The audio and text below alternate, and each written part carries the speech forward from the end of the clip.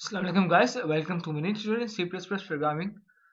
हमने अपने last lecture में फंक्शंस तक पढ़ा था और मैंने आगे कहा था कि अगर फंक्शंस की कम्प्लेक्सिटी में आगे जाते हैं तो हमें स्ट्रक्चर्स का पता होना चाहिए।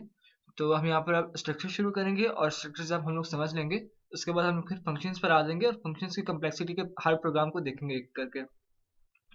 अब फंक्शंस का मैंने इंट्रोडक्शन आपको लास्ट लेक्चर में भी दिया था और मैंने आपको कहा था कि फंक्शन स्ट्रक्चर्स स्ट्रक्चर्स का इंट्रोडक्शन। स्ट्रक्चर्स मैंने आपको कहा था कि स्ट्रक्चर्स कस्टम डाटा टाइप्स होते हैं जो कि हम अपनी मर्जी से डिफाइन करते हैं।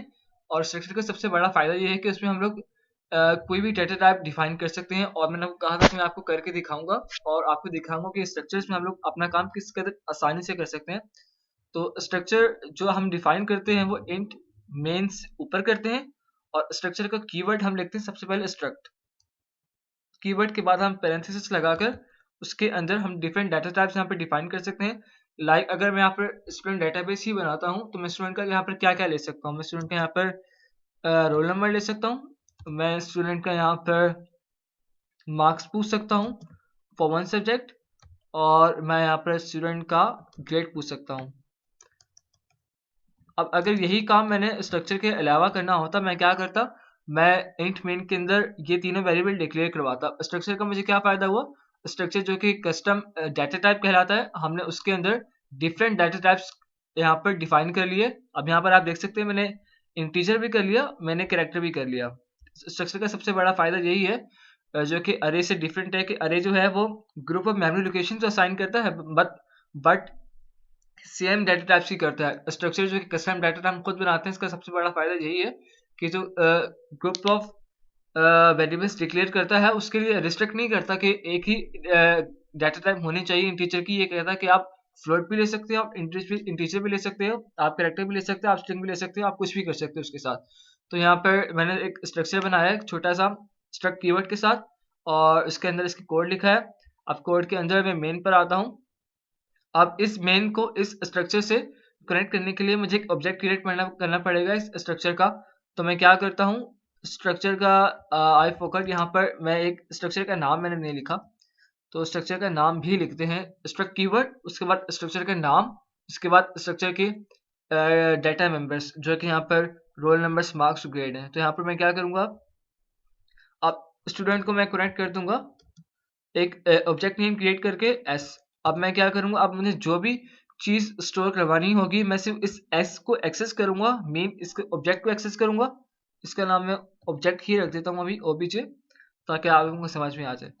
अब मैं यहाँ पर यूजर को कहता हूँ कि इंटर योर रोल। तो यूजर जब इंटर करेगा तो वो पहले ओबीजे को पकड़ेगा, देन उसके बाद डाटा मेंबर पे जाएगा जो कि है हमारा role.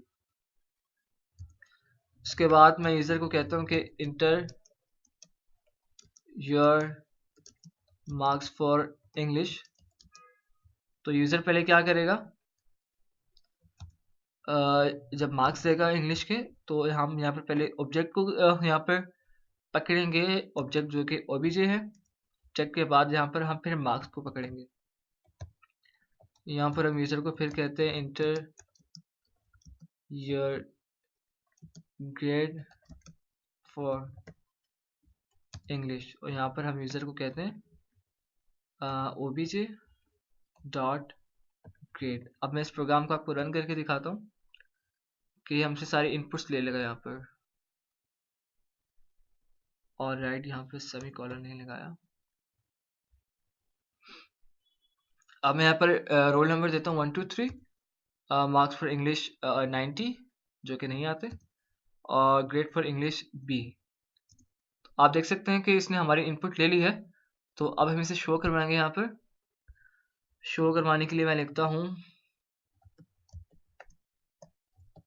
Your enter details are following और मैं यहाँ पर 2 लाइन ब्रेक करता हूँ। 2 लाइन ब्रेक करने के बाद मैं यहाँ पर लिखता हूँ रोल नंबर के लिए मुझे उसी तरह से जो जहाँ पर मैंने इनपुट ली थी ओबीजे डॉट रोल के अंदर मुझे वही लिखना पड़ेगा। उसके बाद मैं यहाँ पर चाहता हूँ कि थोड़ी स्पेस आए तो मैं टैब से थोड़ी स्पेस देता हूँ \t से, उसके बाद मैं इससे लिखता हूँ obj marks, फिर स्पेस देता हूँ और फिर मैं यहाँ पर लिखूंगा obj grade। और तो अब इसे रन करते हैं। मिसिंग टर्मिनेटिंग कैरेक्टर कहाँ पर मिस हुआ है, लेट मी सी। ऑलराइट, तो यहाँ पर इस चीज़ की मिस्टेक थी। तो अब इसे मैं रन करता हूँ और interview roll 1 2 3, marks for English 90, grade for English B। आप देख सकते हैं कि इसने हमारी इनपुट जो थी वो आउटपुट बता दी हमें। तो ये हमने एक छोटा सा प्रोग्राम बनाया फॉर स्ट्रक्चर्स, और मैं आपको एक बार इसका सिंटेक्स फिर से बता दूं। पहले स्ट्रक्चर का कीवर्ड स्ट्रक्ट, उसके बाद स्ट्रक्चर का नेम, उसके बाद उसके डाटा मेंबर्स। अब मेन फंक्शन में जब आपने कनेक्ट करना है स्ट्रक्चर को, तो आप क्या करेंगे, जो आपने स्ट्रक्चर पहले बनाया उसके एक ऑब्जेक्ट क्रिएट करेंगे, और फिर उस ऑब्जेक्ट को पकड़कर आपने सारे जो डाटा मेंबर्स है आप उनको कनेक्ट कर सकते हैं। अब यहाँ पर जो मैंने स्ट्रक्चर का ऑब्जेक्ट बनाया OBJ, इसको बनाने का एक और तरीका भी है।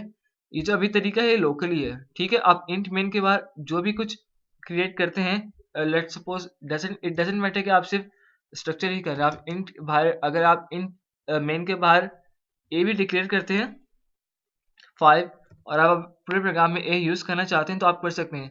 अब ये जो हमने यहाँ पर int A is equal to 5 declare किया, इट्स मीन कि ग्लोबल डिक्लेयर हुआ है। इंट मेन के बारे में कोई भी वेरिएबल जब डिक्लेयर करते हैं ग्लोबल डिक्लेयर होता है, और इंट मेन के फंक्शन के अलावा भी और फंक्शंस में यूज हो सकता है।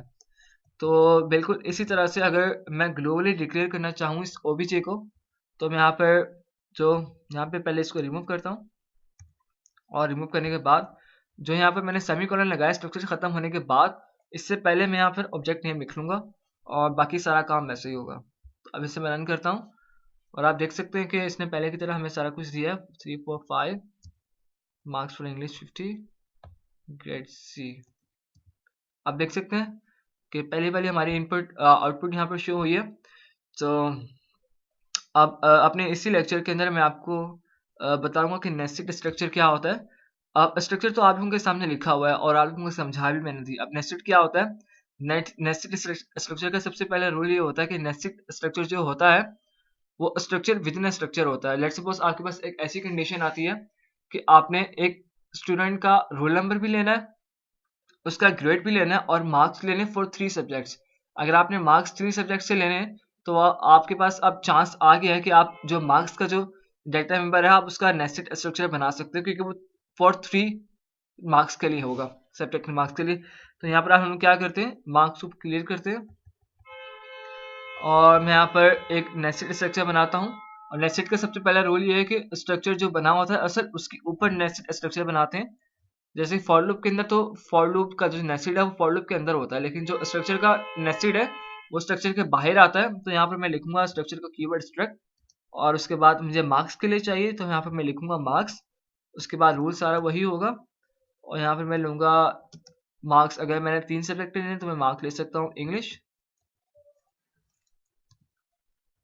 मार्क्स में ले सकता हूँ उर्दू, मार्क्स में ले सकता हूँ पाक स्टडीज। ऑलराइट, तो यहाँ पर मैं डिक्लेयर करूंगा मार्क्स, जो कि मैंने मार्क्स की कस्टम डेटा टाइप यहाँ पर बनाई है। तो यहाँ पर मैं मार्क्स डिक्लेयर करूंगा और मार्क्स का मुझे ऑब्जेक्ट नेम, अब स्ट्रक्चर का जो स्टूडेंट का जो स्ट्रक्चर था उसका ऑब्जेक्ट हमने क्रिएट किया था इंट मेन के अंदर या फिर ग्लोबली, लेकिन जो आपने नेस्टेड स्ट्रक्चर बनाया जो कि यहाँ पर मार्क्स है, उसका जो आप ऑब्जेक्ट बनाएंगे वो आप नेस्टेड स्ट्रक्चर के अंदर ही बनाएंगे और वो यहाँ पर बनेगा। आप कुछ भी लिख सकते हैं, मैं यहाँ पर लिखता हूँ M मार्क्स के लिए। अब यहाँ पर मैं ग्रेड का कोड रिमूव कर देता हूँ, इसकी भी ज़रूरत नहीं है। और मैं यहाँ पर कहता हूँ कि inter your marks for English. अब मैं इसको एक्सेस कैसे करूँगा नेस्टेड स्ट्रक्चर को। अब एक्सेस करने का सबसे बेहतर तरीका ये है कि सबसे पहले मैं एक्सेस करूँगा इस ओबीजे को। जब मैं इसको ओबीजे को एक्सेस करूँगा तो मैं इस स्टूडेंट्स के डाटा मेंबर्स को एक्सेस कर सकता हूँ। तो मैंने यहाँ पर ओबीजे को एक्सेस किया और मैं स्टूडेंट डेटाबेस स्टूडेंट नाम का जो स्ट्रक्चर है उसके डाटा मेंबर्स को एक्सेस कर सकता हूँ। अब जब मैं इसको एक्सेस कर सकता हूँ तो मैं आया M के ऊपर, M चूँकि ऑब्जेक्ट है मार्क्स का, तो यहाँ पर मैं एम को एक्सेस करूंगा, डॉट एम, और डॉट एम को जब मैंने एक्सेस किया तो डॉट एम क्योंकि ऑब्जेक्ट है मार्क्स का, अब मैं मार्क्स के डाटा मेंबर्स को एक्सेस कर सकता हूँ। तो यहाँ पर मैं एक्सेस करूंगा सबसे पहले इंग्लिश को, एंड देन उसके बाद मैं एक्सेस कर सकता हूँ उर्दू को,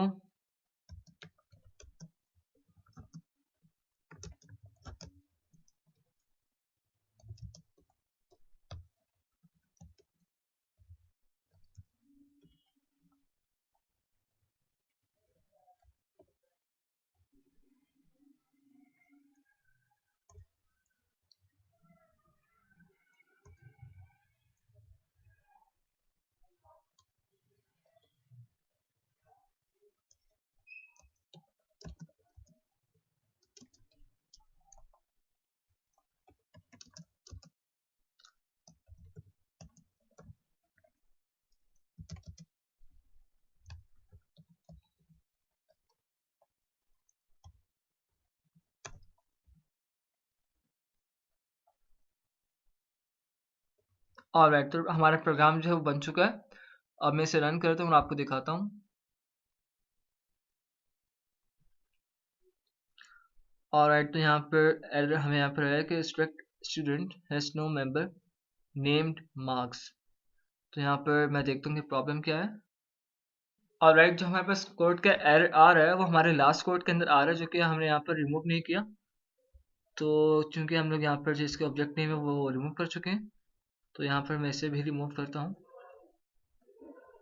और इस कोड को मैं फिर से रन करता हूँ। और तो आप लोग देख सकते हैं कि यहाँ पर मुझसे प्रोग्राम पूछ रहे हैं roll number 12, marks for English 45, Urdu 64, 5 and then Pak studies 67। आप लोग देख सकते हैं कि हमारे यहाँ पर इनपुट हो चुका है। हमने इस प्रोग्राम में स्ट्रक्चर को सीखा है, नेस्टेड स्ट्रक्चर को सीखा है, और नेस्टेड स्ट्रक्चर के एलिमेंट्स को किस तरह एक्सेस करना है, डाटा मेंबर्स को मेरा मतलब किस तरह हमने एक्सेस करना है वो हमने सीखा है।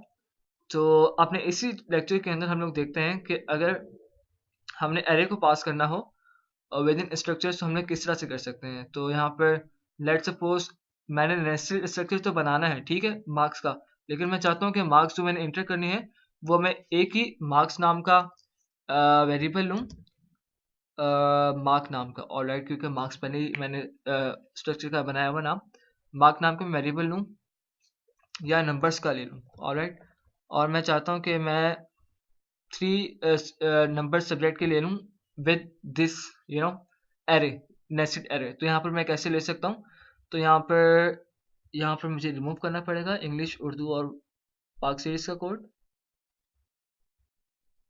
बाय द वे यहाँ पर एक मिस्टेक है, मुझे यहाँ पर पाक स्टडी लिखना चाहिए था, जो कि मैंने उर्दू ही लिखा हुआ है, और बट कोड जो था वो रन हो रहा था क्योंकि उसमें हमने जस्ट ओवरराइट किया था वैल्यू को, इसलिए एरर नहीं आया। बट यहाँ पर मेरी प्रॉब्लम ये थी कि यहाँ पर मुझे पाक स्टडी ही लिखना था, मैंने गलती से उर्दू कर दिया था। Alright, thumbs up if you have taken the mistake if you're watching this video, and if you haven't seen this mistake then all I can say is that कि वीडियो को गौर से देखो यार।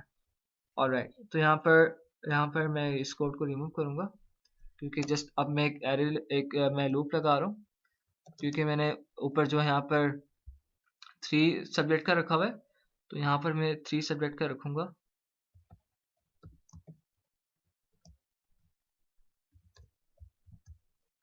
तो यहाँ पर मैं इनपुट अब कैसे लूँगा ये देखने वाली बात है। तो यहाँ पर सबसे पहले मैं ओबीजे को पकड़ूंगा, ओबीजे के बाद एम को पकड़ूंगा, एम के बाद मुझे चाहिए नंबर्स। अब नंबर्स मैंने ले लिया, अब नंबर्स क्या कि एरे भी है, तो यहाँ पर मेरा आई लगेगा एरे का, और मैं यहाँ पर 3 स्टूडेंट्स के मार्क्स जो वो इनपुट लूंगा और उन्हें आउटपुट भी कराऊंगा।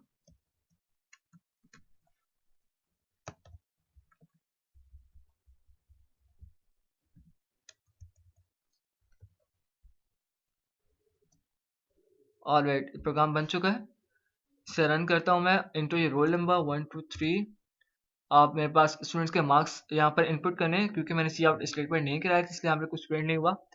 अब मार्क्स इनपुट करता हूँ 12, 13 एंड 20, और आप देख सकते हैं कि हमारे पास 12, 13, 20 यहाँ पे प्रिंट आउट हो गया। एंडल नहीं था इसलिए एक साथ प्रिंट आउट हुआ है। तो आपको देख सकते हैं कि अगर हमें अरे यूज करना हो with in pointers, with in structures और विद इन नेस्टेड स्ट्रक्चर, तो हम लोग किस तरह से कर सकते हैं। अगर यहाँ पर फर्स्ट करें, अब यहाँ पर रोल नंबर्स जो हैं, लेट सपोज हमने 3 स्टूडेंट्स के रोल नंबर लेने, ठीक है। अब असल में मैं कंडीशन क्या डालना चाह रहा हूँ, मैं कंडीशन ये डालना चाह रहा हूँ कि जो एरे हमने यूज किया वो नेस्टेड स्ट्रक्चर के अंदर किया। मैं चाह रहा हूँ कि हम एरे जो यूज करें वो हम अपने ओरिजिनल स्ट्रक्चर के अंदर यूज करें। तो कैसे कर सकते हैं, लेट सपोज आप लेना चाहते हैं 3 स्टूडेंट्स का डाटा, तो आप किस तरह से ले सकते हैं। यहाँ पर मैं लिखूंगा 3, उसके बाद जब मैं रोल नंबर पर आऊंगा तो यहाँ पर मैं एक लूप लगाऊंगा जो होगा लिमिट 3 तक,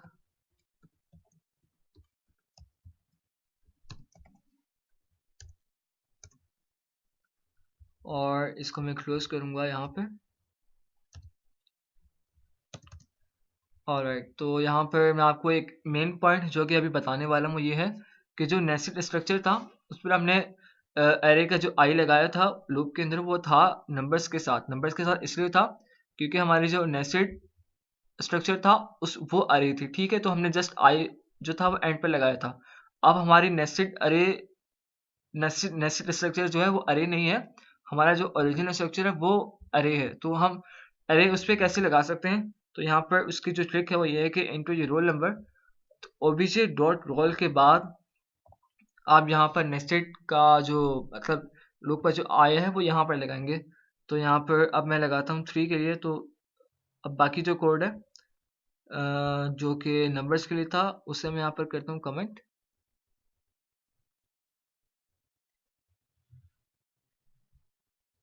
और यहाँ पर ओबीजे को मैं फिर से प्रिंट आउट करवाता हूँ।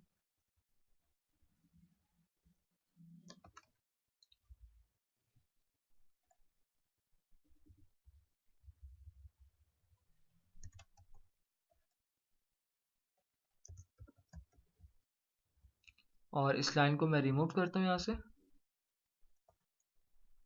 यहाँ पर मैं एक एंडल भी लगा लेता हूँ।